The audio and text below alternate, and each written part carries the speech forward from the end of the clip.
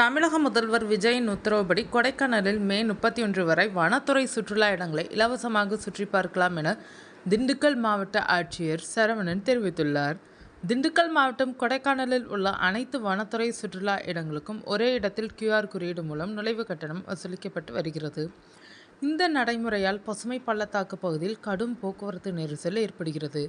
இதற்கு எதிர்ப்பு தெரிவித்தும் வனத்துறை சுற்றுலா இடங்களுக்கு அந்தந்த இடத்திலே தனியாக நுழைவு கட்டணம் வசூலிக்க வேண்டும் என வலியுறுத்தி சுற்றுலா வாகன ஓட்டுநர்கள் போராட்டத்தில் ஈடுபட்டனர். இதையடுத்து கொடைக்கானலில் அதிகரித்து வரும் சுற்றுலா பயணிகளின் எண்ணிக்கையை கருத்தில் கொண்டு வனத்துறை கட்டுப்பாட்டில் உள்ள சுற்றுலா இடங்களுக்கு செல்ல 5 இடங்களில் நுழைவு சீட்டு பெறும் வசதி ஏற்படுத்தப்பட்டது. இருப்பினும் கோடை சீசனை முன்னிட்டு கொடைக்கானலில் சுற்றுலா பயணிகளின் வருகை அதிகரித்து காணப்படுகிறது. இதனால் சுற்றுலா இடங்கள் மட்டுமின்றி கொடைக்கானல் நகரிலும் கடுமையான போக்குவரத்து நெரிசல் ஏற்படுகிறது.